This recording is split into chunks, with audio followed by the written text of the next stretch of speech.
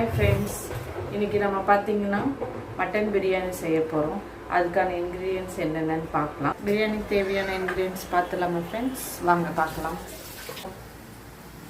பிரியாணிக்கு தேவையான இன்க்ரீடியன்ட்ஸ் பார்த்திங்கன்னா 2 இலை, ஏலக்காய் 2, முந்திரி, கிராம்பு 2, பட்டை 2, இஞ்சி பூண்டு பேஸ்ட்டு தேவையான அளவு, சின்ன வெங்காயம் பார்த்திங்கன்னா அரைச்சி லைட்டாக ஒரு டைம் அரைச்சா போதும், புதினா இலை, பச்சை மிளகா 3, இது பார்த்திங்கன்னா கொத்தமல்லி, அப்புறம் 4 வெங்காயம், பெரிய வெங்காயம் மீடியம் சைஸு, தக்காளி 2. ஸோ நம்ம இனி ஸ்டார்ட் பண்ண போகிறோம். ஸோ கேஸ் ஆன் பண்ணியாச்சு. இது பார்த்திங்கன்னா பட்டை ஏலக்காய் அப்புறம் கிராம்பு எல்லாம் சேர்த்து பவுடர் பண்ணி வச்சுருக்கோம். இது ஏன் நம்ம க்ளோஸ் பண்ணி வச்சுருக்கோம்னா அதோட ஸ்மெல் போயிடும். ஸோ நம்ம க்ளோஸ் பண்ணி வச்சுக்கிறது தான் நல்லது. ஸோ பேன் சூடாகிட்டே இருக்குல்ல, ஆயில் ஊற்ற போகிறோம். இதில் பார்த்திங்கன்னா 1 கப் ஆயில் எடுத்து தேவையானது போட போகிறோம். போட்டாச்சு.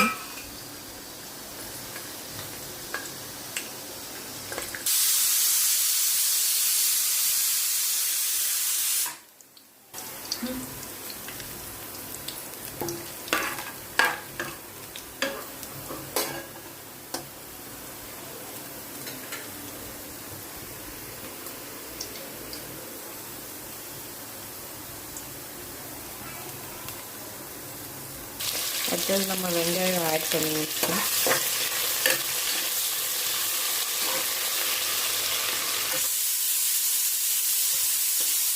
ப்ரௌன் கலரில் வரணும். சின்ன வெங்காயம் பார்த்தா ஒரு சுத்து அடித்தா போதும், தரன்னு இருந்தால். இது ஆட் பண்ணும்போது டேஸ்ட்டாக இருக்கும். இது வெங்காயத்துக்கூடயே நம்ம ஆட் பண்ணிக்கணும், அப்போ தான் அது கூட வேகும்.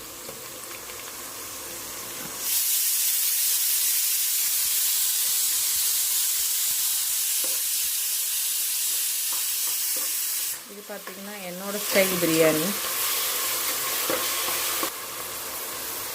என்னென்னு பார்த்திங்கன்னா மட்டன் கொஞ்சம் வேகாதா, அதனால நாங்கள் தனியாக விசில் விட்டு அதுக்கப்புறம் இதில் போட்டுக்கலான்னு.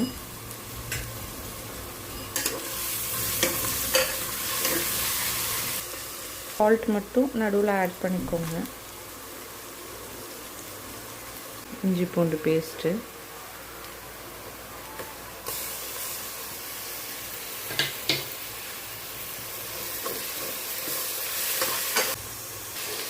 அடுத்தது தக்காளி ஆட் பண்ணிக்கலாம். கொஞ்சம் மீடியம் ஃப்ளேம்லேயே வச்சுக்கோங்க, அடி பிடிக்காது. பச்சை மிளகா 3 ஆட் பண்ணிக்கோங்க. இதெல்லாம் ஆட் பண்ணியிருக்கணும். நீங்கள் வெங்காயம் போடும்போது கொஞ்சம் நேரம் வணங்கினதுக்கப்புறம் அப்போவே ஆட் பண்ணிக்கோங்க.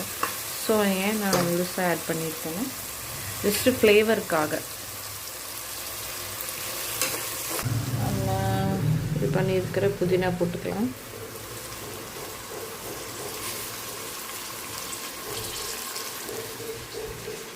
கொத்தமல்லி,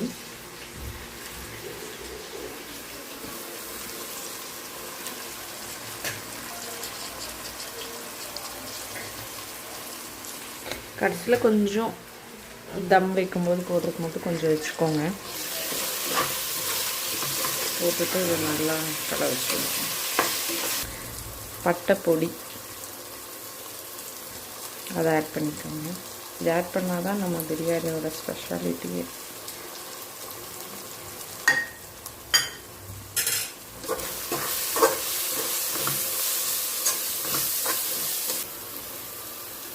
நான் பார்த்திங்கன்னா என்ன ரைஸ் எடுத்துருக்கேன்னா சீரக சம்பா.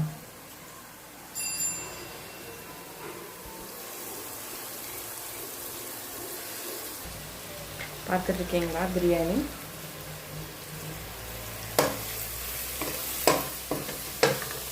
நீங்களும் இந்த மாதிரி ட்ரை பண்ணி பாருங்கள், உண்மையாலே சூப்பராக இருக்கும்.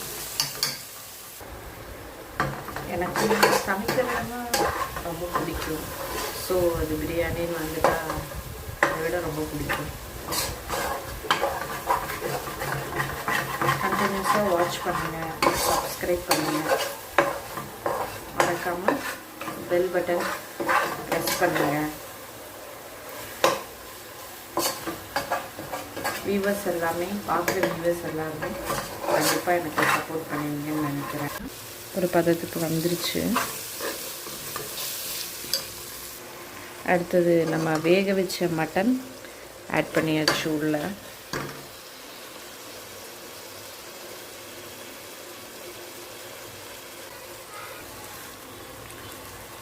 காரத்துக்கு ஏற்ற மாதிரி சில்லி பவுடர் நீங்கள் ஆட் பண்ணிக்கோங்க. நான் 1 ஸ்பூன் போட்டிருக்கேன். தேவைக்கேற்ற உப்பு போட்டுட்டு நல்லா மிக்ஸ் பண்ணி விட்டுருங்க. உங்களுக்கு எவ்வளோ காரம் தேவைப்படுதோ அவ்வளோ நீங்கள் ஆட் பண்ணிக்கலாம். நான் மீடியமாக தான் போட்டிருக்கேன். ஏன்னா அப்பா எங்கள் வீட்டில் யாருமே காரம் அதிகமாக சாப்பிட மாட்டாங்க. ஸோ நான் கம்மியாக தான் போட்டிருக்கேன். அது தண்ணி ஊற்றிக்கலாம். நான் 1 கிளாஸ்க்கு பார்த்திங்கன்னா 1 சொம்பு தண்ணி, அப்படியே ஒரு 1/2 சொம்பு.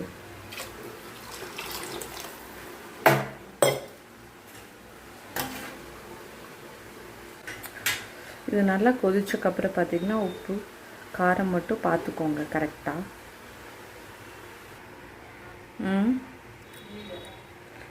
அரிசி போட்டுடலாம். அரிசி போட்டாச்சு. நம்ம பார்த்திங்கன்னா விசிலோட போகிறதில்ல, தம் தான் போட போகிறோம். ஸோ இது நல்லா கொதிக்கட்டும். நம்ம மூடி வச்சிடலாம். இது நல்லா கொதிக்கட்டும்.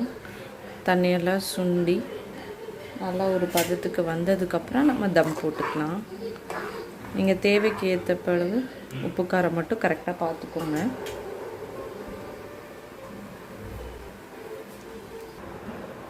நீங்களும் இந்த பிரியாணியை வீட்டில் செஞ்சு பாருங்கள். கண்டிப்பாக ட்ரை பண்ணி பாருங்கள். மறக்காமல் நம்ம சேனலை சப்ஸ்கிரைப் பண்ணணும். கொதிச்சதுக்கப்புறம் பார்த்தீங்கன்னா நம்ம மூடி வச்சுட்டு ஒரு 10 to 15 மினிட்ஸில் பார்த்தீங்கன்னா இது கொஞ்சம் கம்மியாகிடும் தண்ணி. ஆனவுடனே நம்ம தம் போட்டுடலாம். சரிங்களா? தம் போடுறதுக்கு முன்னாடி பார்த்தீங்கன்னா கொத்தமல்லி புதினா நம்ம கொஞ்சம் எடுத்து வச்சுருக்கோம்ல, இதை நம்ம லைட்டாக தூவிட்டு தம் போட்டுட்டு கீ வேணால் ஆட் பண்ணிக்கலாம். ஃபைனலாக நம்ம இறக்கும்போது கூட ஆட் பண்ணிக்கலாம். இல்லைன்னா பார்த்தீங்கன்னா தம் வைக்கும்போது லைட்டாக ஆட் பண்ணிவிட்டு தம் போட்டு மூடி வச்சிடலாம். தம் போட்டுட்டு ஒரு இது சீரக சம்பா ரைஸ் எடுத்துருக்கறதுனால நம்ம பார்த்திங்கன்னா அது ஒரு 10 to 15 மினிட்ஸ் நல்லா தம் வர வரைக்கும் விட்டுட்டு அதுக்கப்புறம் பார்த்தீங்கன்னா ஆஃப் பண்ணிட்டா ஒரு 5 to 10 மினிட்ஸில் அது அரிசி அப்படியே சூட்லேயே பார்த்தீங்கன்னா வெந்துடும். அதுக்கப்புறம் நம்ம சாப்பிடும்போது மட்டன் பிரியாணி சூப்பராக இருக்கும். ஸோ கொதிக்க ஆரம்பிச்சிருச்சு. ஓரளவுக்கு கெட்டி ஆயிடுச்சு. ஸோ நம்ம இதில் மிச்சம் இருக்கிற புதினா கொஞ்சம் கொத்தமல்லி ஆட் பண்ணிக்கலாம்.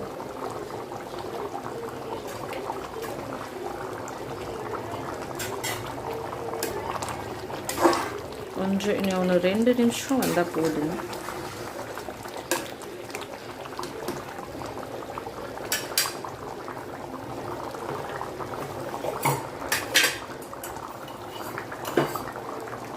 கீ பார்த்திங்கன்னா ஒரு 2 ஸ்பூன் ஆட் பண்ணிக்கோங்க.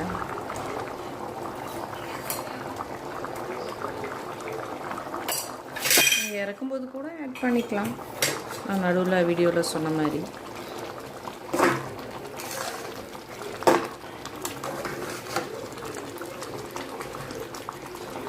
ஒரு நிமிஷம் வேகட்டும். இந்த இதுவும் நம்ம தம் போட்டுக்கலாம்.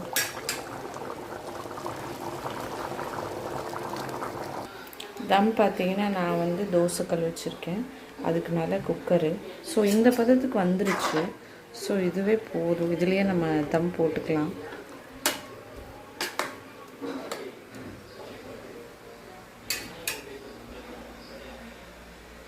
ஹை ஃப்ளேமில் வச்சுக்கோங்க.